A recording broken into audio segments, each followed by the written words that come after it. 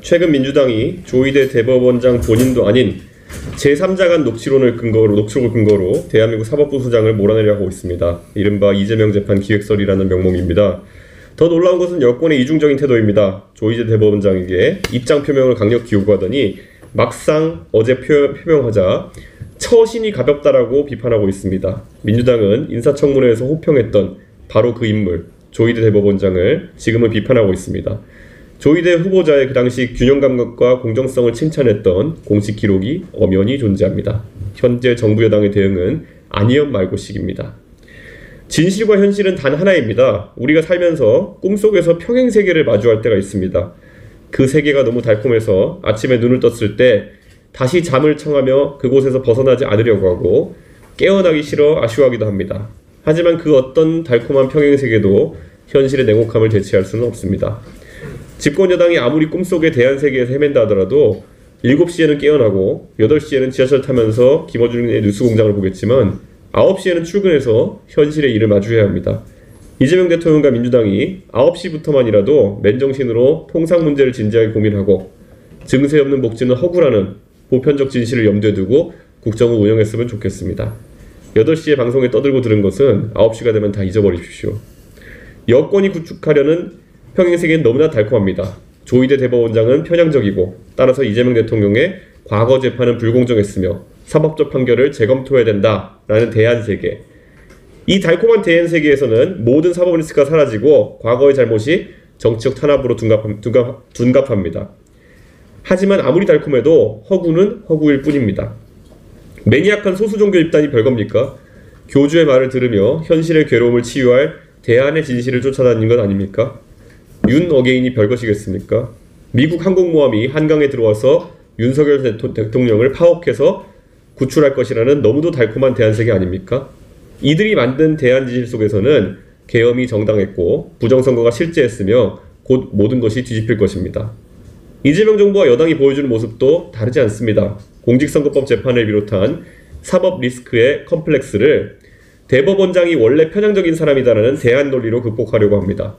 윤석열 지지자들이 부정선거라는 대안진실을 만들듯 여권도 편향된 사법부라는 자신들만의 대안진실을 구축하고 있습니다. 그 달콤한 대안세계에서 벗어나야 합니다. 진중권 교수는 2020년 조국 사태 당시 이미 경고했습니다. 대중의 상당수는 선동가들의 말이 거짓이라는 것을 알면서도 기꺼이 거기에 속아주고 있다. 5년 전의 경고가 지금 그대로 반복되고 있습니다. 여권 지지자들도 신원 미상의 녹취록만으로는 대법원장을 몰아낼 수 없다는 걸 알지만 자기부터 솔선해서 속아야 주변 대중도 따라 속을 것이라 믿으며 이를 정치적 실천이라 자기 합리화하고 있습니다. 진중권 교수는 또한 미래를 향해야 할 기술적 상상력을 과거의 잘못을 부정하고 은폐하는 가망 없는 노력에 낭비한다 라고 지적했습니다. 5년이 지난 지금도 코스피 5천, 통상협상, 민생경제 같은 미래과제에 투입돼야 할 자원들이 이미 확정돼 가는 과거 재판 결과를 번복하려는 불가능한 시도에 소모되고 있습니다. 이는 이미 벌어져서 되돌릴 수 없는 과거를 변경하려는 가망 없는 노력일 뿐입니다. 문재인 정부는 정치를 콜로세움의 겸수장처럼 만들면 대중이 피를 보며 열광한 것이고 때맞춰 재난지원금이라는 빵을 뿌리면 지지를 받을 것이라 믿었습니다. 그 결과는 5년 만에 정권교체였습니다. 이재명 정부는 동일한 패턴을 반복하고 있습니다. 실온미상의 녹취록이라는 검투쇼로 국민의 주의를 전환시키고 사법부를 콜로세움의 제물로 삼으려 합니다. 우리는 얼마 전 세계적으로 유례없는 사례를 목격했습니다.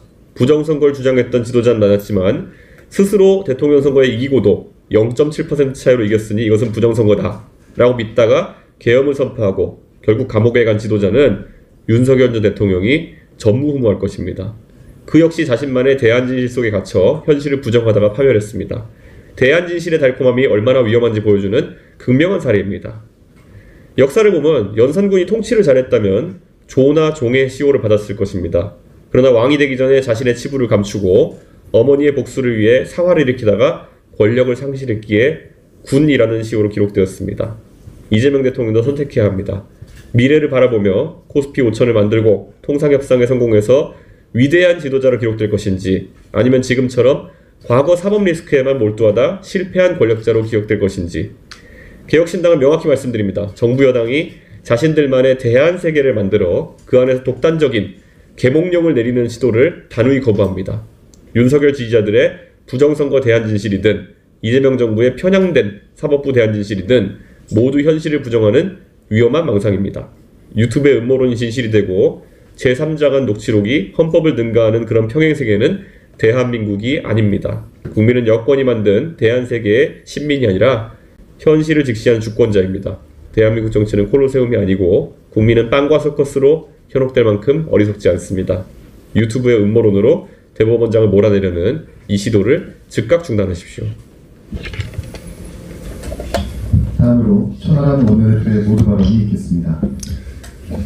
예, 선출 권력이 임명 권력보다 우위에 있다라고 주장하기에는 선출 권력의 수준이 너무 처참합니다. 여당 국회의원들이 또 한 번 음모론 확성기 역할이나 하며 청담동 첼리스트 시즌2를 찍고 있습니다. 유튜버가 AI 목소리로 만든 음성 파일에 흥분해서 아무런 증거도 없는 음모론을 떠들어대며 사법부를 공격하는 꼴이 우스운 것을 넘어 기괴합니다. 국회는 잘못이 없습니까? 민주당이 검찰과 사법부에 들이대는 잣대를 국회에 대봅시다. 국회는 진작 해체되었어야 하고 국회의장은 10번을 사퇴해도 부족할 지경입니다. 007 살인면허도 아니고 선출직이라고 나라 망쳐도 되는 국가 파괴 면허를 받은 것이 아닙니다. 요즘 너무 오만해서 다들 잊고 계신 것 같은데 이재명 대통령 과반 득표도 못했습니다. 총통 코스프레는 그만하고 찍지 않은 국민도 납득할 수 있는 국정 운영을 해야 합니다. 더불어민주당도 소선거구제 덕분에 지역구 득표를 고작 5.4% 이기고도 득표 비율보다 월등히 많은 의석수를 갖고 간 것 아닙니까? 과하게 얻은 권력의 무게감을 느끼지는 못할 망정 최소한 유튜버가 만든 음모론으로 면책 특권 뒤에 숨어서 찌질하게 사법부 때리는 일은 하지 마십시오. 권불 10년입니다. 고작 임기 몇 년의 선출직들이 건방지게 대한민국이 영속적으로 지켜야 할 헌법적 가치를 망가뜨려서는 안 됩니다. 기재부 1급 일괄사표 관련해서도 한 말씀 드리겠습니다. 이재명 정권이 사상 최초로 기재부 1급 일괄사표를 받고 있는데 지금까지 이렇게 안 한 이유가 있는 겁니다. 기재부는 중장기 경제 재정 전략과 국제금융, 대외 신인도를 관리하는 부처입니다. 정권은 바뀌어도 정책 연속성과 대외 신뢰도는 유지되어야 하기 때문에 지금까지 모든 대통령이 일괄사표 같은 무식하고 무리한 행동은 안 했던 겁니다. 이재명 정권이 기재부의 힘을 빼고 나라 곳간을 마음대로 털어쓰겠다는 의도가 너무 투명합니다. 아무리 정치적 의도가 강해도 경제도 어렵고 미국과의 관세 협상에서 성과도 못 내고 있는 상황에서 기재부를 망가뜨려서는 안 됩니다. 경제정책은 정권의 시녀가 아닙니다. 정치가 경제를 망쳐서는 안 됩니다. 이상입니다.